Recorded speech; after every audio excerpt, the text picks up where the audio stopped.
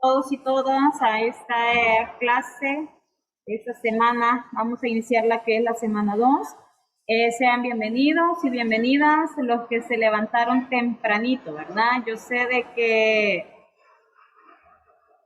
cuesta porque está muy rico el clima, pero ni modo, ¿verdad? Nuestras obligaciones, a nuestros deberes. Así que sean Señor, bienvenidos. Hola, hola. hoy de milagro no me dio pereza levantarme. Hoy no, no, Adriana.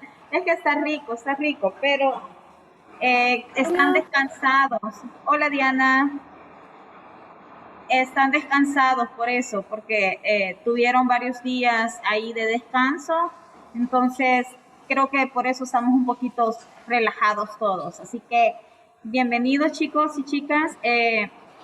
Los que se van agregando pueden poner su asistencia, ¿verdad? Ahí en el chat. Así que vamos a dar inicio. Pues les repito, ¿verdad? Estamos en la semana 2. Los materiales ya están en el drive de séptimo para que usted pueda descargar ya la guía, ¿verdad? De la semana 2. Igual forma en la plataforma Santillana para que usted también pueda ya visualizar. Espero que hayan avanzado. Yo sé que no tenemos ordenadores todavía, pero podían ir avanzando, ¿verdad? Con lo que les íbamos explicando. Y también pues se merecían un descanso. Así que pues ya esta semana iniciamos ya con todo, ¿verdad? Así que a ponernos las pilas en ese periodo 3. Esa semana pues nos corresponde trabajar lo que es el contenido socioemocional Padres Felices. Así que voy a ver si puedo compartir.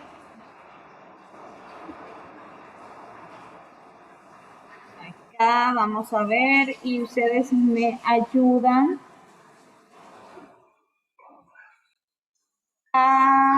Ahí está la imagen. Ser padre es la única profesión en la que primero se otorga el título y luego pues se cursa la tarea. Vamos a ver, Denise, ¿qué nos puede decir sobre padres felices?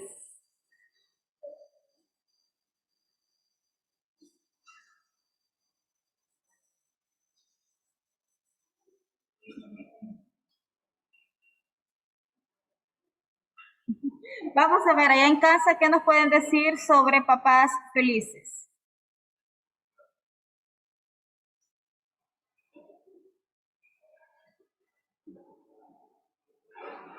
Bueno, pues sabemos que son educadores, ¿verdad? De los hijos de toda la familia. Además de eso, pues los abuelos, los hermanos, ¿verdad? Sobre todo nuestros padres, cada uno por su lado, ¿verdad? Pero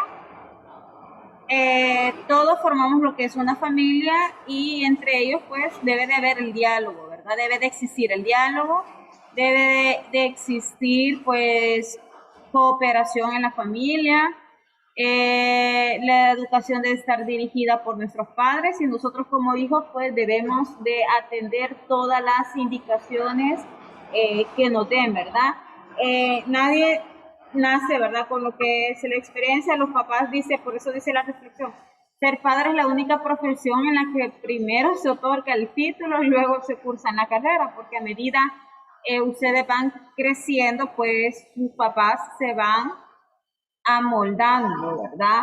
A las necesidades de las que ustedes presentan. Y recordemos también que eh, nosotros debemos de seguir lo que son las indicaciones, ¿verdad? ¿Por qué? Porque nuestros padres son los únicos que van a estar en las buenas y en las malas, los únicos que nos van a apoyar en todo momento. A veces nosotros sentimos de que muchos nos regañan, que solo a nosotros y así sucesivamente, pero no, ¿verdad? Es por el bien de ellos. O a veces le dicen, es que yo ya he pasado por eso y no quiero que te suceda eso. Tiene toda la razón, ¿verdad? Acordémonos quiénes son los mayores, ellos, ¿verdad? Ellos tienen toda la razón. Ustedes tienen que obedecer a sus padres, ¿verdad? Seguir las indicaciones. Si ellos le dicen no, pues en un momento ellos saben el por qué es el no. Pero a veces nos enojamos, pero sin pensar de que ellos tienen la razón. Pensamos que ellos son los malos, pero no, ¿verdad? Ellos por alguna razón pues nos están diciendo que no, ¿verdad? Entonces, la invitación, ¿verdad? Padres felices, en la cual pues nosotros debemos de sentirnos orgullosos de nuestros padres, ¿verdad? Debemos de sentir ese orgullo, ¿verdad? Porque ellos dan todo por nosotros, el sacrificio que ellos hacen por nosotros, pues de una u otra forma, nosotros debemos de ser agradecidos. Bueno, pues eso es la participación en cuanto a la reflexión. Ahora bien, pues vamos a pasar a lo que es el desarrollo de la clase. En el desarrollo de la clase, pues tenemos, aquí, bien, la clase 1, que es regímenes militares en Centroamérica.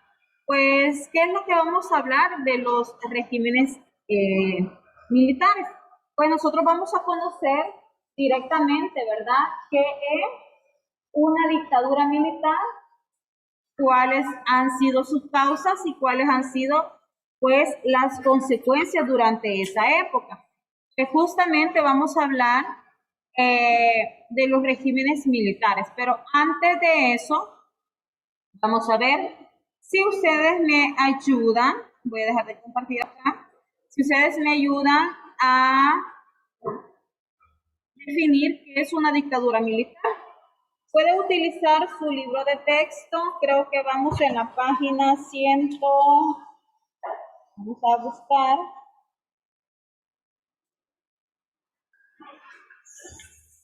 120, en la página 120. Vamos a ver.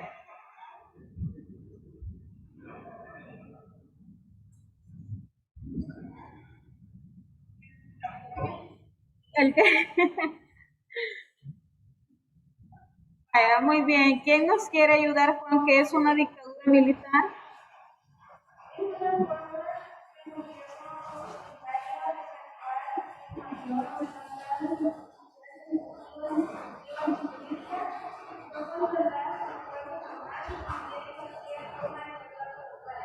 Muy bien, Denise nos hablaba ahí, ¿verdad?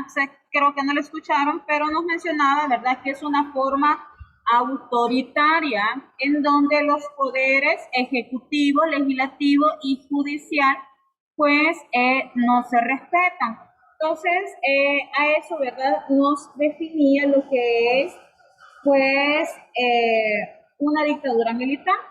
Luego también tenemos lo que es un golpe de Estado. Un golpe de Estado pues hace referencia también a la toma del poder político de un modo repentino y por una parte pues un grupo de poder vulnerado que le quita legitimidad constitucional, ¿verdad?, a lo que es el presidente. Pues en este caso pues los golpes de Estado durante los regímenes militares existieron debido a que, pues, a la forma de gobernar, ¿verdad? Prácticamente El Salvador se inicia con los regímenes militares a partir de 1931, pues a finales en diciembre. ¿Saben ustedes quién fue el primer presidente militar en El Salvador? Maximiliano Hernández Martínez. Muy bien, Maximiliano Hernández Martínez. Pues el general Maximiliano Hernández Martínez fue el presidente de El Salvador entre 1931 a 1944. Pues él le da golpe de Estado a Enrique Araujo en 1931. Él era el vicepresidente. Y pues con la ayuda de las Fuerzas Armadas que le dan lo que es golpe de Estado. Él menciona que no tuvo nada que ver, ¿verdad? Pero lógicamente si no está el presidente, ¿quién pasa a ser presidente? Él, ¿verdad? Entonces Estados Unidos no lo reconocía como presidente porque había llegado de una forma ilegítima, no había sido de forma democrática. Para ese tiempo, pues, la democracia se vulneraba a medida de que llega a través de un golpe de Estado. Y decíamos que era en la toma de poder político, puede ser a la fuerza, puede ser de un modo repentino, pues toda aquella que no presenta legitimidad. Entonces, a partir de los gobiernos militares también tenemos muchos golpes de Estado. A continuación les voy a presentar lo que es la guía y luego pues vamos a trabajar con el libro de texto para que usted lo tenga a la mano, página 120. Vamos a ver, aquí le voy a presentar.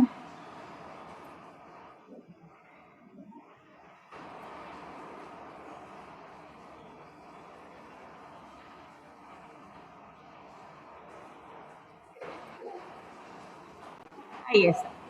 Dice que los regímenes militares en la región y su apogeo después de la Segunda Guerra Mundial, pues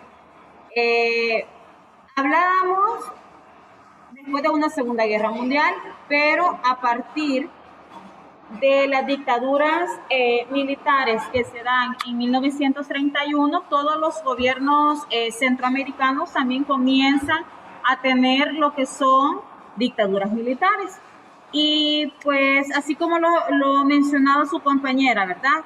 Que una dictadura militar pues es una forma de gobierno autoritario, pues en donde generalmente las instituciones, tanto ejecutivas, legislativas y jurídicas, son controladas por la Fuerza Armada, lo que impide pues el ejercicio democrático y esta pues se origina como consecuencia de la eliminación del sistema de gobierno, ¿verdad? A través por un pronunciamiento militar.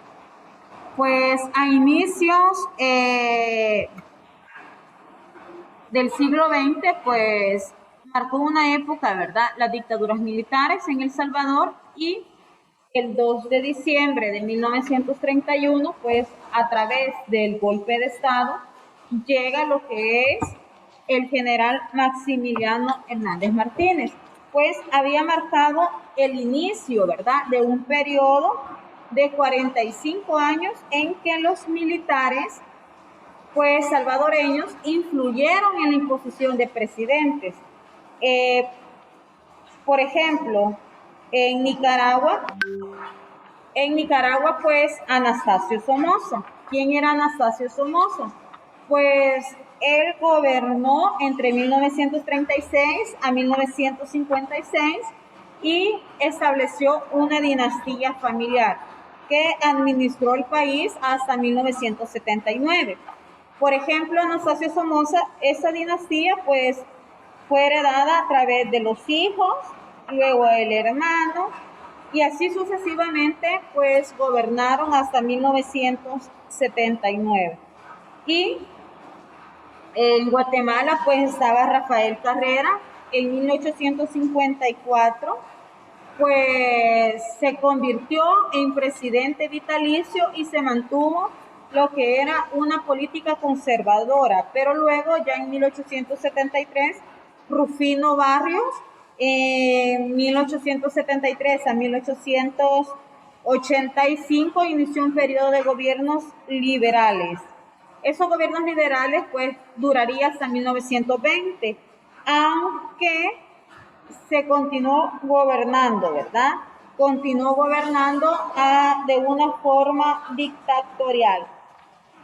Entonces, prácticamente todos los países centroamericanos pues tenían, ¿verdad?, lo que era una revolución, ¿verdad? Entonces, a pesar de eso, todos los modelos que se sustituyeron, al igual que las reformas que se dieron, que dieron paso a las reformas sociales, el mundo agrario, el modelo agroexportador, todos ellos pues durante esta época del autoritarismo militar en El Salvador se da, ¿verdad?, después de 1931. Entonces vemos que los gobiernos, en conclusión vemos que los gobiernos autoritarios pues sucedieron, ¿verdad?, hasta 1979. Entonces inicia en El Salvador de 1931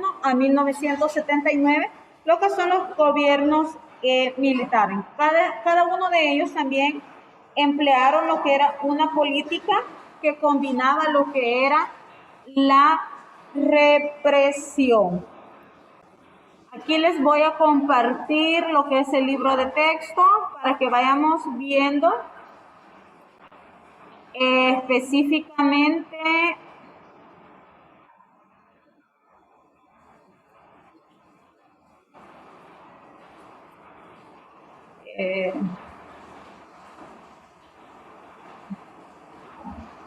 no me permiten que lo ponga aquí.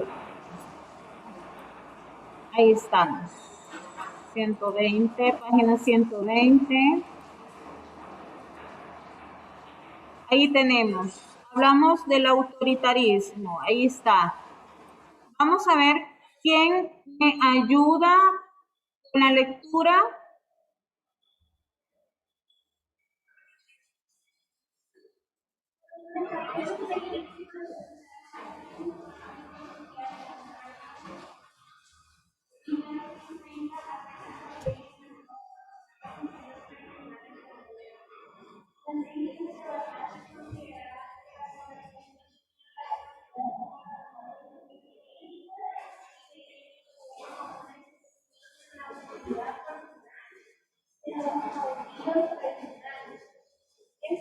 Señor, desde el autoritarismo.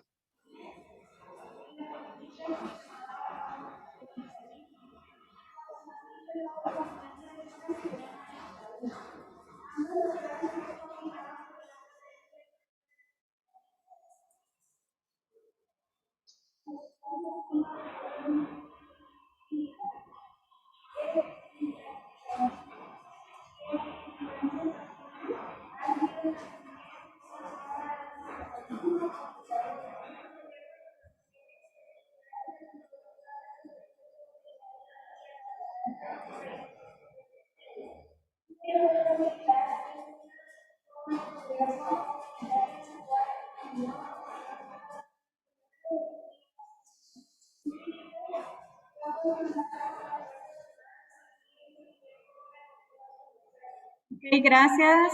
Disculpen, estaba su compañera con la lectura, pero ahora sí, vamos a lo que es el militarismo en Centroamérica.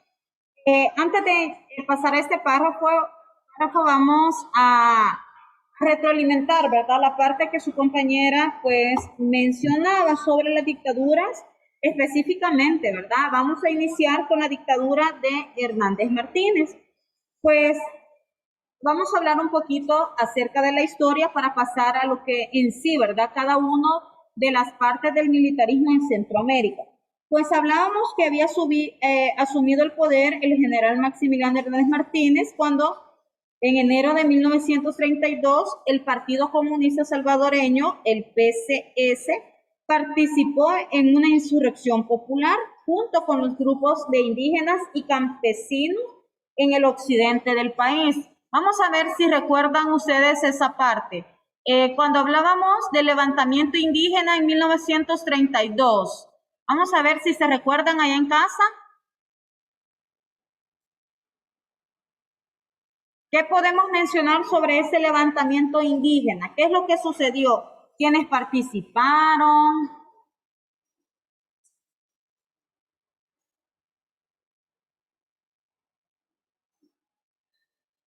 Hola, hola, ¿no se recuerdan?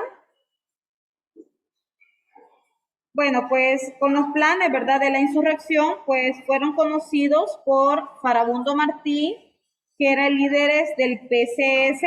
También estaba involucrado Feliciano Ama, el indio Anastasio Aquino. ¿Por qué? Porque ellos pues lucharon con el pueblo, ¿verdad?, para derrotar a lo que era Maximiliano Hernández Martínez. Ellos fueron arrestados, ¿verdad? Fueron arrestados y los alzaron, ¿verdad? No lograron apoderarse de las ciudades de Huayuga, Nahuizalco, Izalco, pues prácticamente esa insurrección se vivió en la parte occidental, Sonsonate y Aguachapán prácticamente, pues el Partido Comunista Salvadoreño se inspiró con el triunfo de la revolución bolchevique que fue en 1917. Todo ello pues para organizar esta insurrección del 32, en realidad pues el partido estaba conformado por un núcleo pequeño de intelectuales y estudiantes universitarios. Pues eso tuvo un rol muy limitado en la insurrección. ¿Por qué? Porque las masas que participaron fueron mayoritariamente indígenas y las armas que ellos presentaban no eran las adecuadas. Por ejemplo, piedras, machetes, flechas, lanzas, entonces no estaban prácticamente preparados para enfrentar lo que era la insurrección. Entonces, las masas que participaron en ella fueron mayoritariamente indígenas y esto es muy importante, pues indicaron ya que la insurrección del 32 es reconocida por varios sociólogos e historiadores salvadoreños como la continuidad de la lucha de resistencia indígena iniciada pues por Anastasio Aquino, era lo que les mencionaba, que era el cacique de los nonoalcos. Entonces, Martínez pues consolidó su gobierno e inauguró lo que más tarde sería conocido como una dictadura militar de corte fascista. ¿Por qué?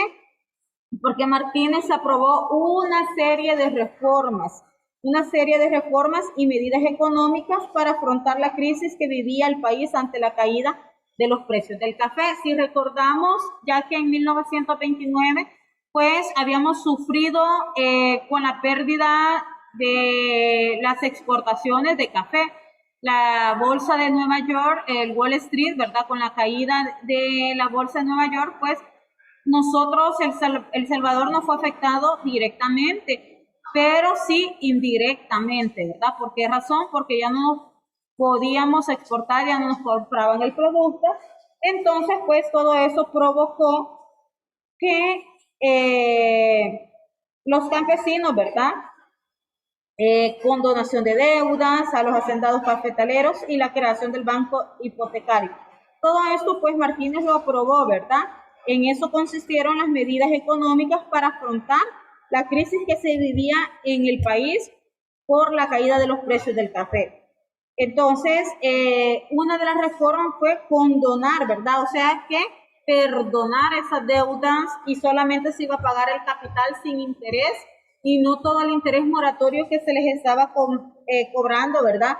Los hacendados, los terratenientes. Entonces, además de eso, pues creó el Banco Hipotecario y el Banco Central de Reserva, que eran entidades del gobierno. Estas entidades eran también para acceder a préstamos, para darles préstamos a los pequeños hacendados y poder liquidar sus deudas para que no se les quitara lo que eran las tierras. Entonces, Martínez realizó, ¿verdad?, muchas reformas que beneficiaron al pueblo, pero como la oligarquía cafetalera quería tener el control total, pues Martínez fue derrocado en 1944 con la huelga de brazos caídos, pero prácticamente no fue por un golpe de Estado. Sí, hubieron muchos golpes de Estado, pero a raíz de que se paralizó el país en 1944, luego de una paralización social en todo el país, conocida como la huelga de brazos caídos, pero el ejército y la oligarquía cafetalera retomaron el poder, ¿verdad? Después de este derrocamiento, el dictador ocupó el gobierno general Andrés Ignacio Méndez, el cual intentar hacer elecciones libres fue derrocado el 21 de octubre de 1944 y asumió la presidencia el coronel Osmin Aguirre y Salinas, que convocó elecciones presidenciales en 1945. La oposición pues afirmó victoria a su candidato Tomás Molina, pero los militares proclamaron el triunfo al general Salvador Castaneda Castro. Y en 1945 y 1948, pues el gobierno de Castaneda continuó muchas de las políticas que generaba Maximiliano Hernández Martínez. Ahora sí, Vamos a ver quiénes están. Ya se unieron muchos. ¿Quién quiere leer allá en casa? ¿Quién me ayuda con la lectura? El militarismo en Centroamérica. Vamos a ver.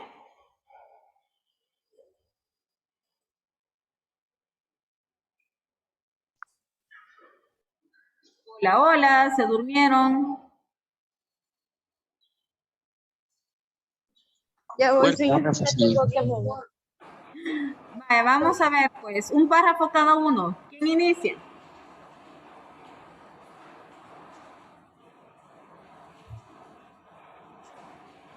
Ahí están levantando. Adriana, inicia, pues, Adriana.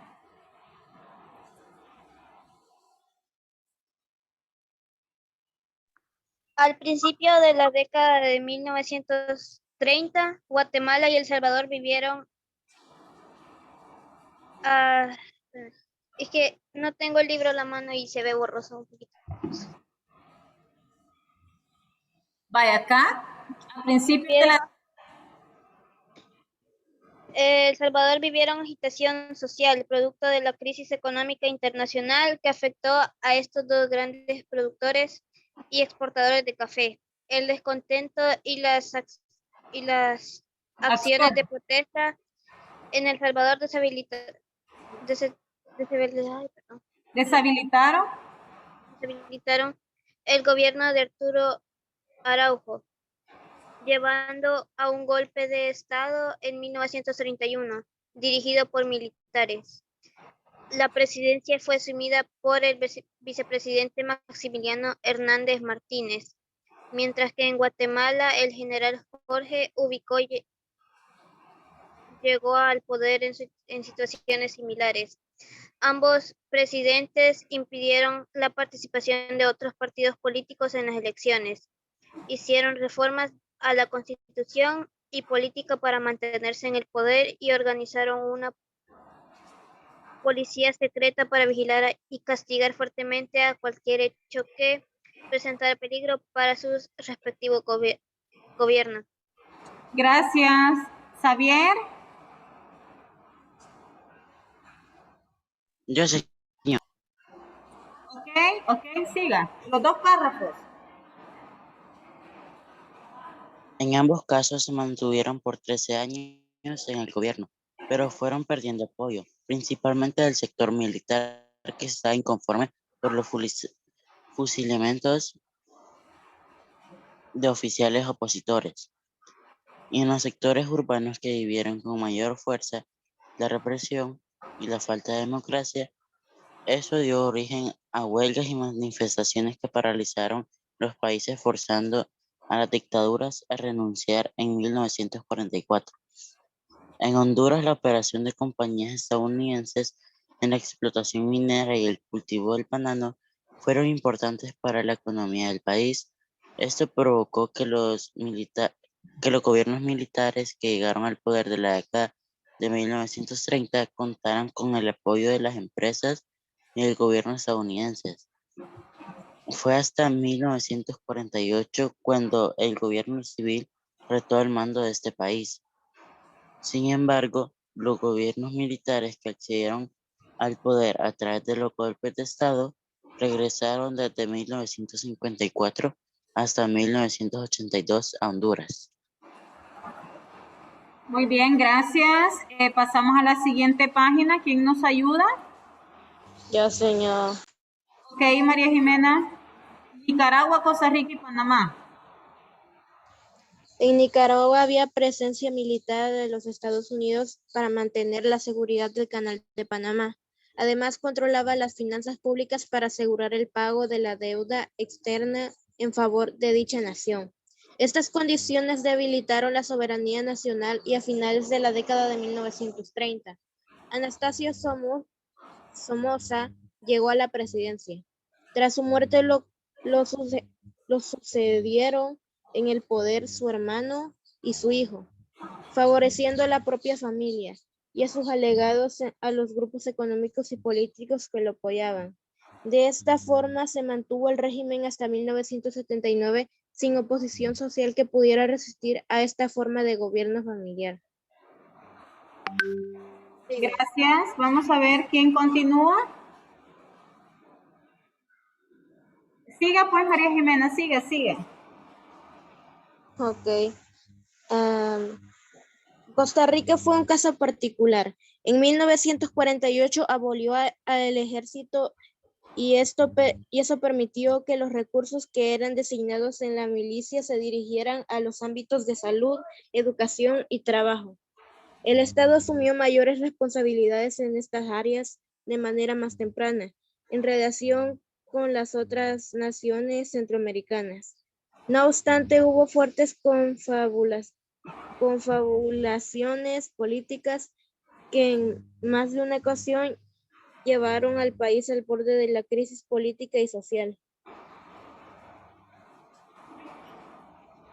Ok, gracias. En Panamá las tensiones políticas giraban en torno a la influencia de los Estados Unidos, debido a que en 1903 firmaron un tratado mediante el cual se les concedía el derecho a perpetuidad sobre el canal si invertían en su construcción, dando paso a décadas, pues el intervencionismo militar en la región. Hubo esfuerzos de líderes como Armonio y Arnulfo Arias entre 1930 y 1940 por recuperar la soberanía, pero prácticas autoritarias propiciaron el ascenso del poder militar hacia medidas del siglo XX. Muy bien. Pues vamos a hablar un poquito también de los militares de 1945. Denise.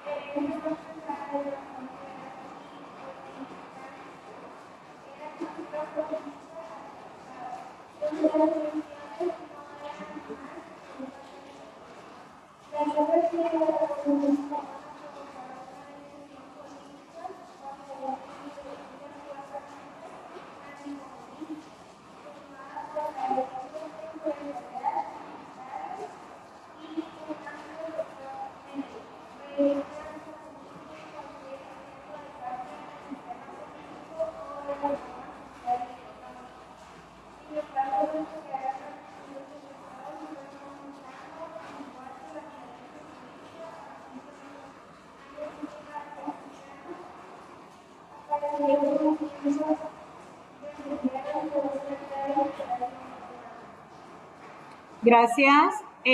Bueno, pues vamos a hablar también, vamos a retroalimentar esta parte de los militares que surgieron después de 1945. Teníamos que Maximiliano Hernández Martínez finaliza en 1944, luego pues lleva el el general Ignacio Menéndez y luego el coronel Osmin Aguirre, ¿verdad? Pero hubieron nuevamente elecciones en 1945 y la victoria es para Tomás Molina, pero los militares nuevamente pues proclamaron a Salvador Castaneda Castro. Pues Castaneda Castro, presidente militar en 1945 y el 14 de diciembre de 1948 fue derrocado por un golpe de Estado. Pues los golpes de Estado fueron promovidos por los sectores renovadores del ejército, que llevó al poder al llamado Consejo de Gobierno Revolucionario. En 1950 se redactó una nueva constitución de carácter social progresista y se creó un nuevo partido oficial, ¿verdad? Lo que se le llamó el famoso PRUD, que era el Partido Revolucionario de Unificación Democrática, PRUD, que se proponía imitar muchos aspectos reformistas y modernizantes. Bueno, pues el Partido Revolucionario estaba gobernando en México en ese momento, pero el PRU gobernó con el teniente coronel Óscar Osorio. Óscar Osorio llega al poder en 1950 a 1956, pues Luego el teniente coronel José María Lemus llega al poder en 1956 a 1960. Pues estos dos presidentes impulsan también una serie de reformas, ¿verdad?, de corte social democrática. Crearon el Seguro Social, el Instituto de Vivienda Urbana, impulsaron un proceso limitado de industrialización dentro del modelo de sustitución e importaciones, así como también la Comisión Económica para América Latina, y también se impulsó pues un programa de reconstrucción, ¿verdad? Tanto megaproyectos como la infraestructura de la carretera El Litoral y la presa hidroeléctrica 5 de noviembre. Los gobiernos de Osorio y Lemus pues también pudieron llevar a cabo sus planes sociales, ¿verdad?, y obras de infraestructura gracias a un periodo de bonanza en los precios del café, porque después de la caída de los precios del café, sube también el precio en 1950. En 1950 pues entra, ¿verdad?, lo que es el auge cafetalero y la introducción del nuevo cultivo que era bastante rentable, que es el algodón. Y al finalizar la década de los 50, pues el precio del café decayó otra vez, nuevamente, y el gobierno de Lemus pues entró en crisis, ¿verdad? Y fue derrocado el 26 de octubre de 1960. Pasamos a la siguiente página, nos vamos a la 192. Vamos a ver, aquí estábamos mencionando algunos. ¿Quién me ayuda a leer ahí en casa? ¿Puedo yo, señor? Sí, siga.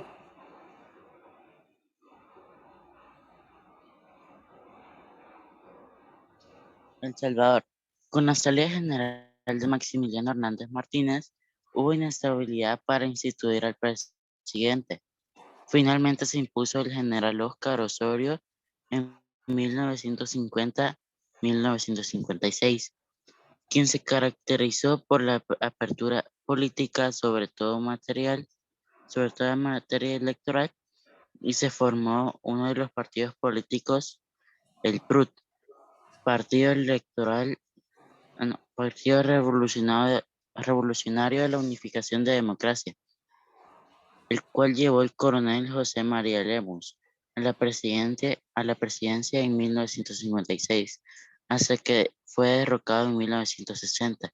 En este mismo año surgió el Partido de Conciliación Nacional, PCN, que llevó a los siguientes coroneles a la presidencia de la República: Julio Adalberto Rivera, 1961-1967; Fidel Sánchez Hernández, 1967-1972; Arturo Armando Molina, 1972-1977; y General Carlos Humberto Romero, 1977-1979.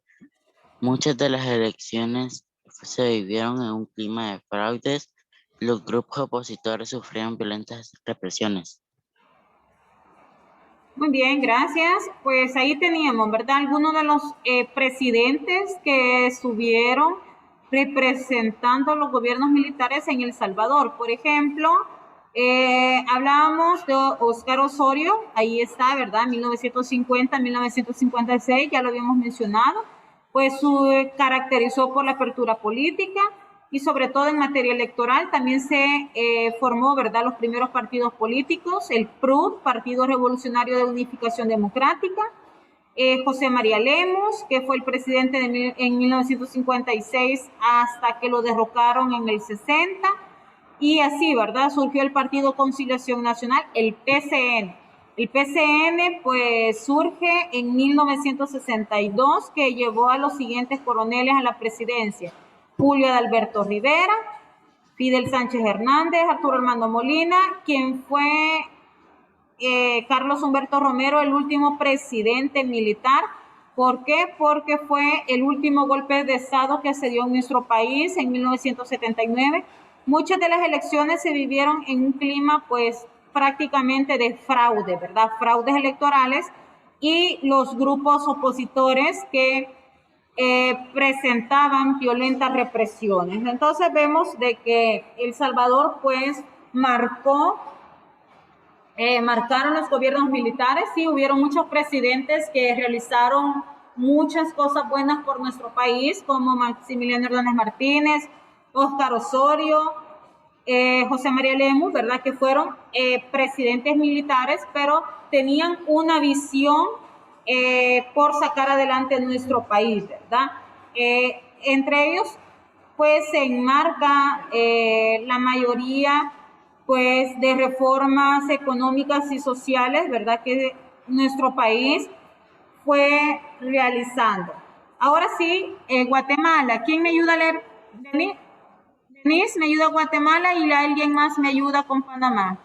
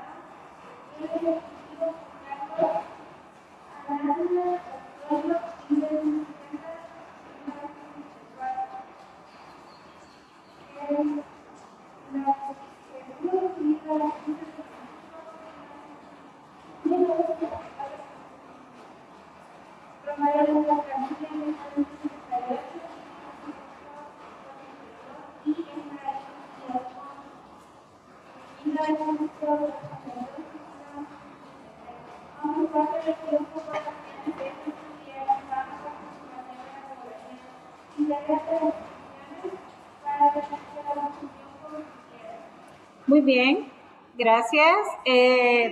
Vamos a ver Panamá. ¿Quién me ayuda con Panamá? Yo, señor. Gracias.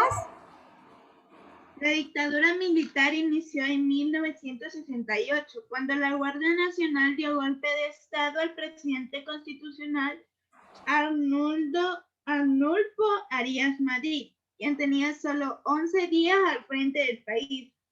Con este evento, la dictadura militar, liderada por una junta provisional de gobierno, duró hasta 1969, cuando asumió el cargo de general Omar Torrijos.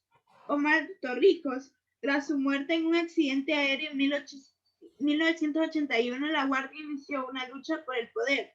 Posteriormente, el general Rubén Paredes tomó el mando y decidió retirar a algunos militares, así como suprimir la prensa. Luego de elecciones fraudulentas, Nicolás Ardito Barleta Barinillo quedó como presidente, pero Manuel Antonio Noriega, un militar influyente, lo convenció de jubilarse y tomó el mando de la nación. Este periodo, conocido como el Noriegato, comenzó con represiones sangrientas y muertes escandalosas que asumieron al país en una grave crisis política y económica. Después de la masacre de Albrook en 1989, Estados Unidos decidió invadir Panamá en 1990. Noriega se entregó al ejército estadounidense y fue condenado a 40 años de cárcel por delitos de narcotráfico. Ok, gracias. Pasamos a Honduras. ¿Quién me ayuda a Honduras?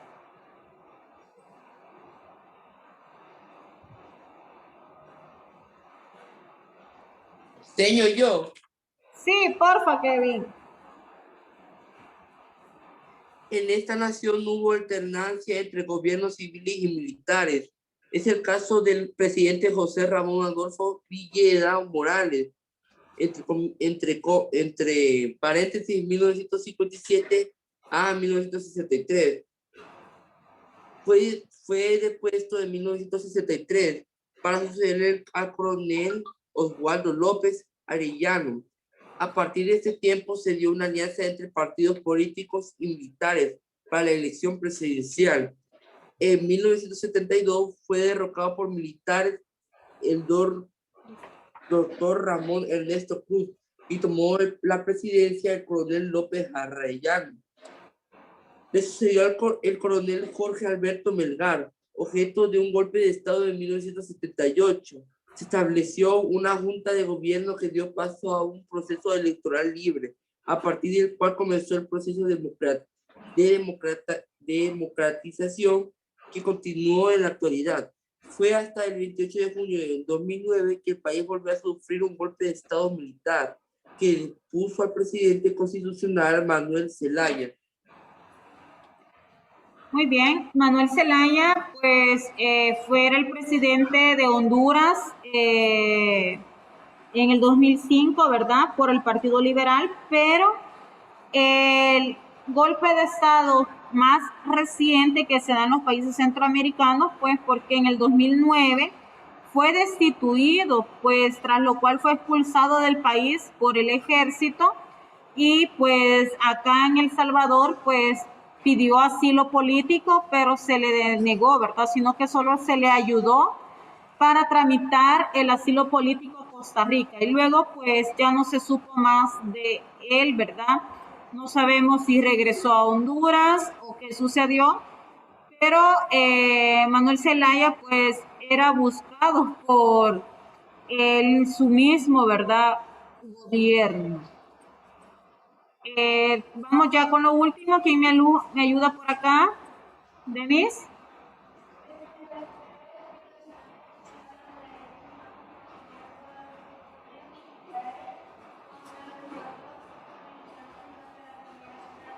En donde dice reformismo militar. Sí, en el segundo párrafo, pero después de Denise. Ok. Donde dice en El Salvador, por ejemplo. Sí, ahí le aviso.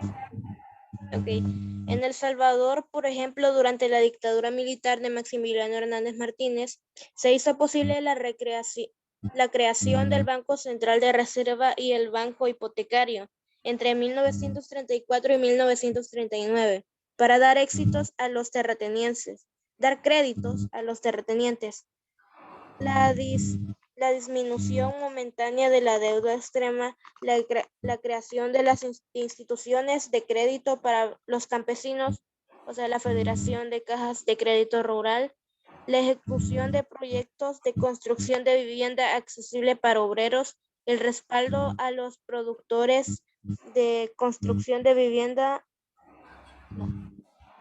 de café, de azúcar y de algodón mediante medidas económicas favorables para dichos rubros.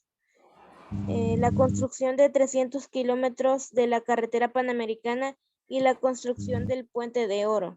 Su logro más recordado fue la reducción significativa de la delincuencia a través del cumplimiento severo y riguroso de una ley que él llamó ojo por ojo.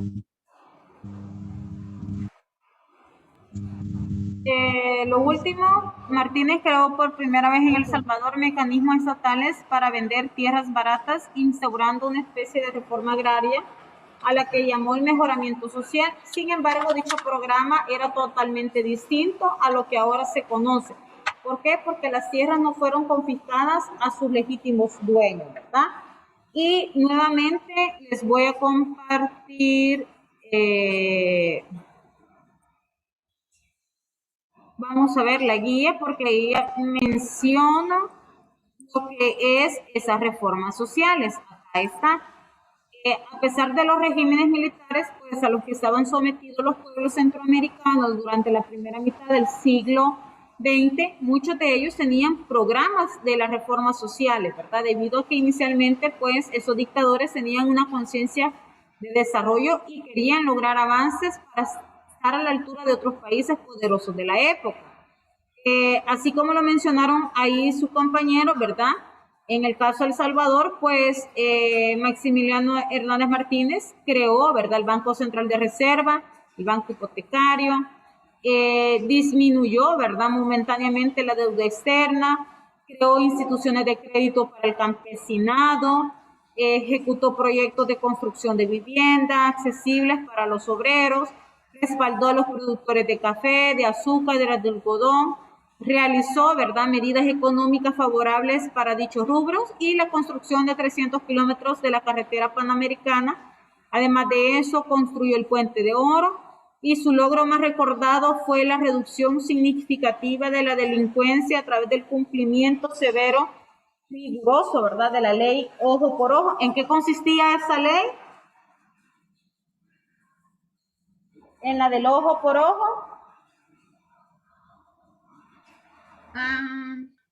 Que si hacían algo, se lo devolvías, pero peor.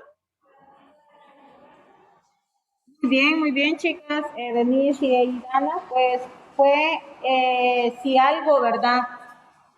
Hacían, pues a esa persona si robaba, pues le cortaban una mano. Si pues asesinaba, pues lo asesinaban. Entonces eso pues logró, ¿verdad?, reducir la delincuencia pues a partir de esos años. Muy bien. Entonces, todo eso, ¿verdad?, realizó lo que eran las dictaduras militares. Aquí yo les presento pues esta dictadura, pues su gobierno que surge sin elección del pueblo, ese no participa en decisiones ni está presentado. Democracia, el poder reside en totalidad de sus miembros, haciendo que la toma de decisiones responda a la voluntad colectiva de las personas. Los ciudadanos no tienen garantías constitucionales, pues la Constitución es adaptada, anulada según los criterios del dictador. Bueno, se respetan los derechos de las personas, la libertad de expresión, todos los habitantes son libres e iguales ante la ley.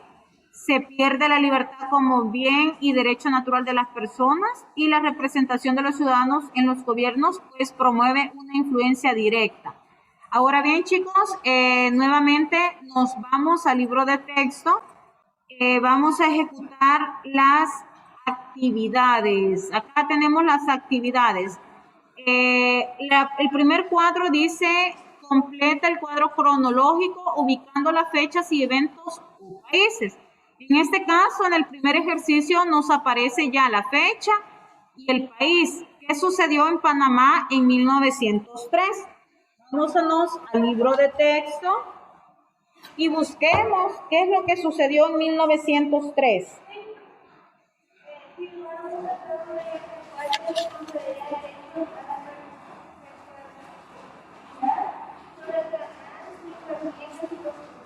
Muy bien. Denise ya lo encontró. Muy bien.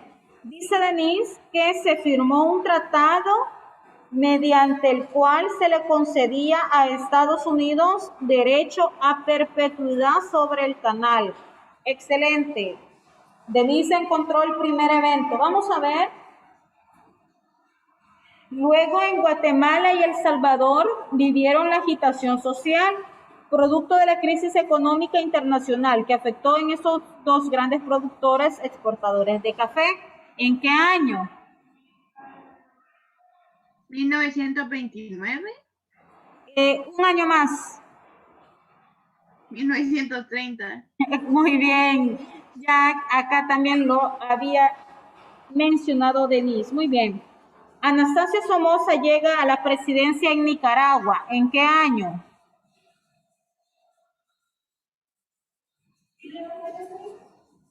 Muy bien, Denise está con todo acá. 1930. Muy bien, felicidades. Pasamos al siguiente.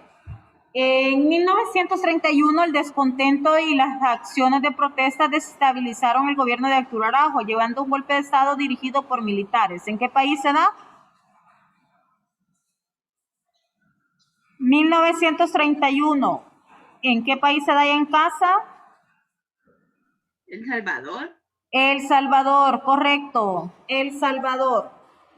Luego en Guatemala y en El Salvador se da en el año de 1944. ¿Qué sucedió en 1944?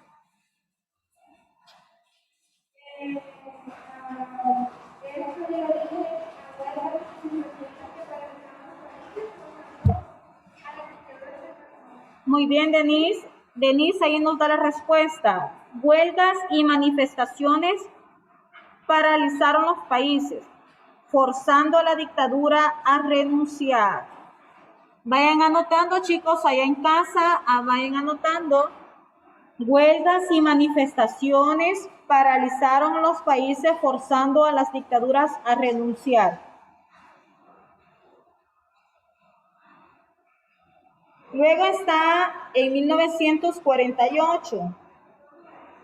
Honduras, muy bien, Denise, muy bien. Luego está Costa Rica en 1948. ¿Qué pasó en Costa Rica en 1948?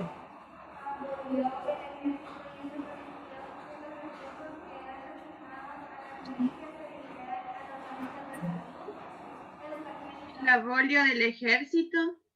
Muy bien, abolió el ejército. Excelente. Y el último, vamos a ver, aquí tienen que poner el año y el país. A través de golpes de Estado, los militares regresaron al poder. ¿En qué país se da y en qué año?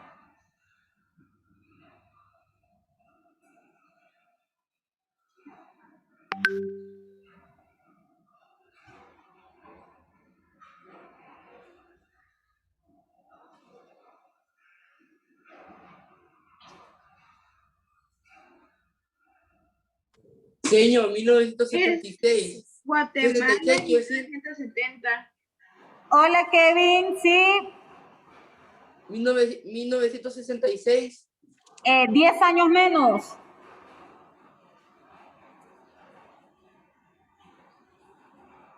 Diez años menos. Vamos a ver en qué año. 1956.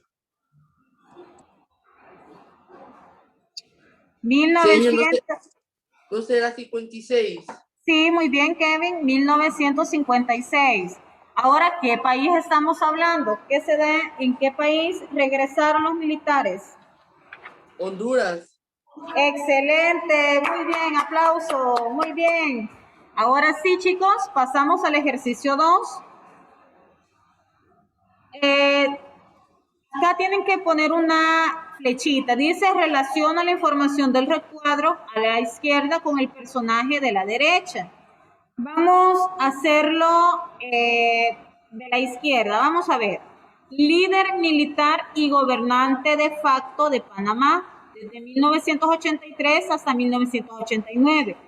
Estableció una dictadura en la que asumió el país en una grave crisis económica, política y social. ¿De quién estamos hablando? ¿Cómo se llamaba en Panamá en 1983?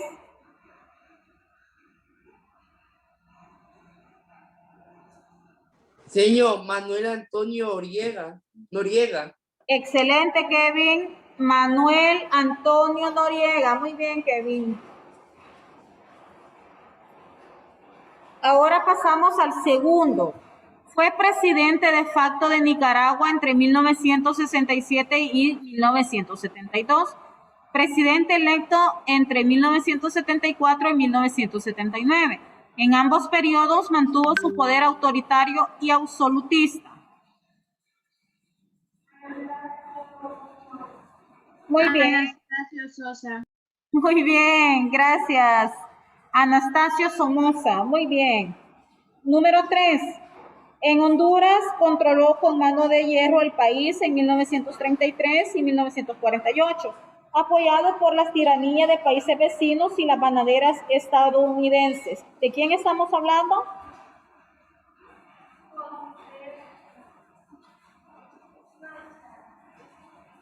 Estamos hablando en Honduras, controló con mano de hierro el país entre los años del 1933 y 1948.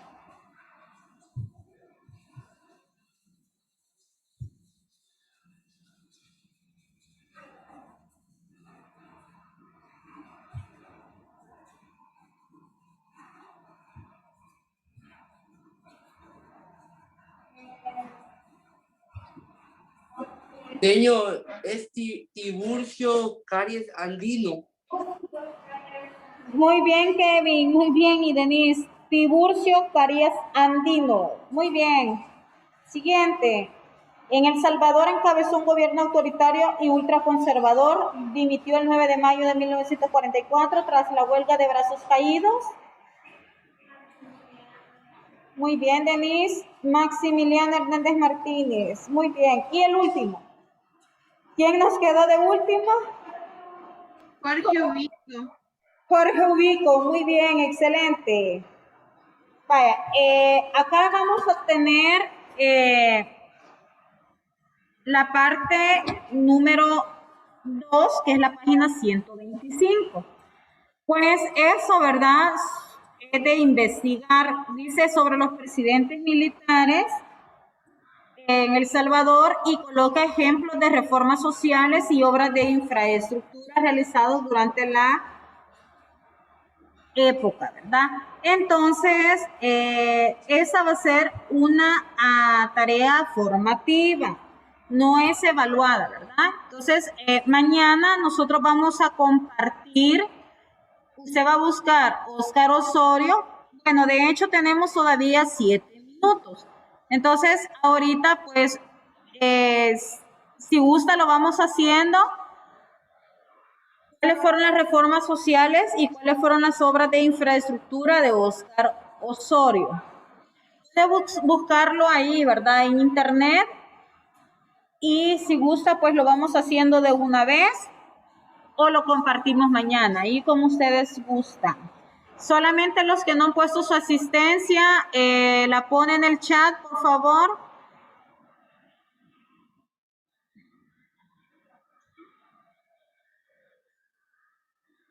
Y recuerde que este enlace es recurrente y no necesita que yo le esté dando el paso para entrar porque automáticamente está la sala desactivada para que usted pueda entrar. Estaba viendo que habían problemas para entrar, pero no era que no, yo no les daba el pase, sino que la sala está desactivada. Al menos que no tenga su avatar, no va a poder ingresar, pero de lo contrario, o esté entrando con otro correo que no fue el que usted dio al inicio. Así que revisemos esa parte, porfa. ¿Alguien ya encontró a Óscar Osorio?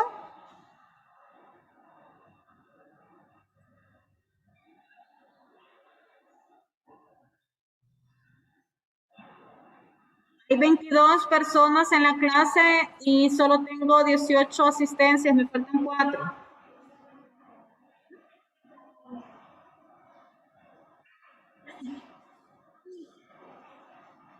Vamos a ver quién está, quién ya halló a Óscar Osorio, qué reformas hizo.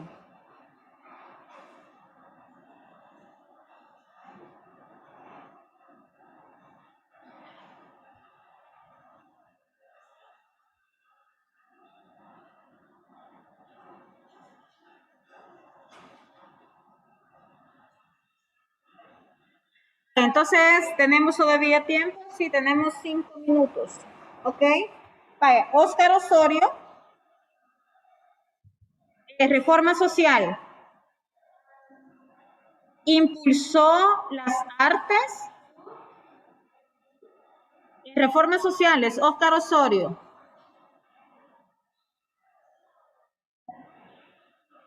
Impulsó las artes, anoten, ahí se las voy mencionando yo.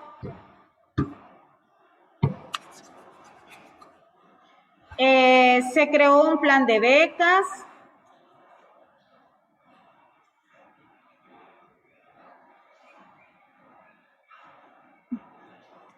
Para que los estudiantes estudiaran en el exterior del país. Se creó un plan de becas para estudiantes que estudiaran en el exterior del país. Obras de infraestructura.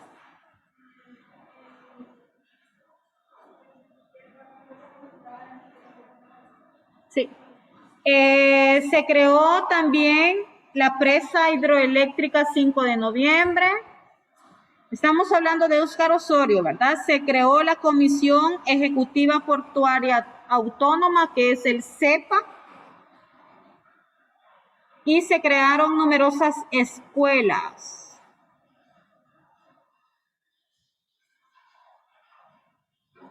Ahora vamos con José María Lemus.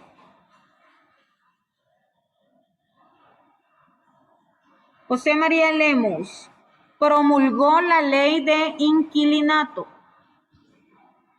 Promulgó la ley de inquilinato, promovió la educación de las clases para los niños pobres del país, promovió la educación de las clases más para los niños pobres del país. En obra de infraestructura, desarrolló infraestructura y obras comunitarias. Desarrolló infraestructura y obras comunitarias. Pregunta, bueno, Julia de Alberto Rivera, reforma social, organizó el transporte público,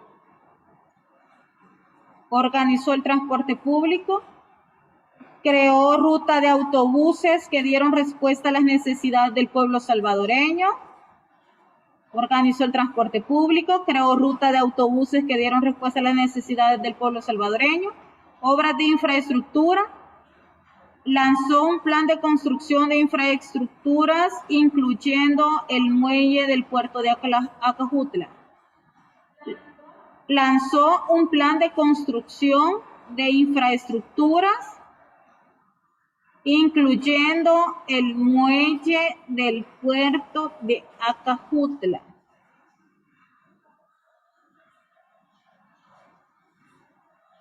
Fidel Sánchez Hernández, obra social, reforma social. Distinguió por liderar. Hola, Kevin. ¿Puedes repetir lo último de obras instructivas de Julio Adalberto? Okay. Lanzó un plan de construcción de infraestructuras, incluyendo el muelle del puerto de Acajutla.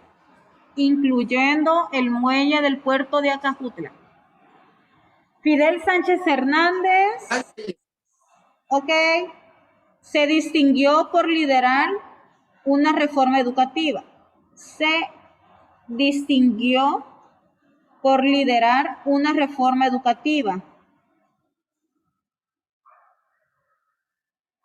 Obra de infraestructura. Reestructuró el Instituto de Colonización Rural.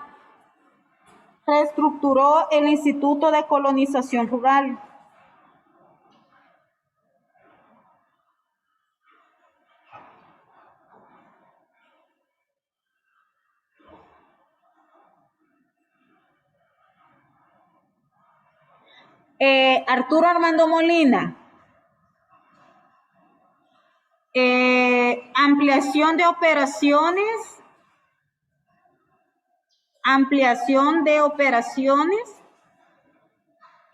del Instituto Regulador de Abastecimiento.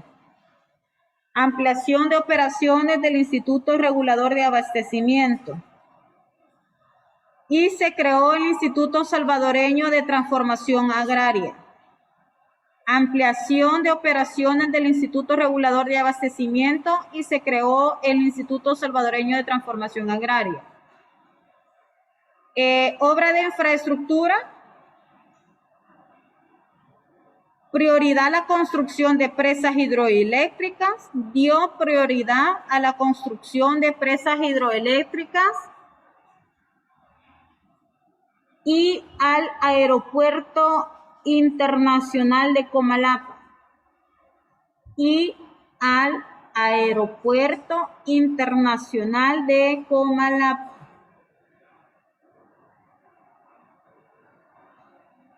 Y luego tenemos el último, Carlos Humberto Romero. Él solamente realizó reformas sociales, ya que solamente estuvo en el poder 2 años. Preparó el plan quinquenal, así se llamaba, preparó el plan quinquenal Bienestar para Todos. Preparó el plan quinquenal Bienestar para Todos. Y vaya chicos, aquí nos quedamos, nos pasamos un minuto. Y la pregunta 4 y 5, pues ustedes la van a trabajar ahí en su casita y mañana la vamos a compartir. Así que nos vemos mañana. Que pasen un feliz día. Adiós, cuídense. Adiós, señor. Adiós, adiós.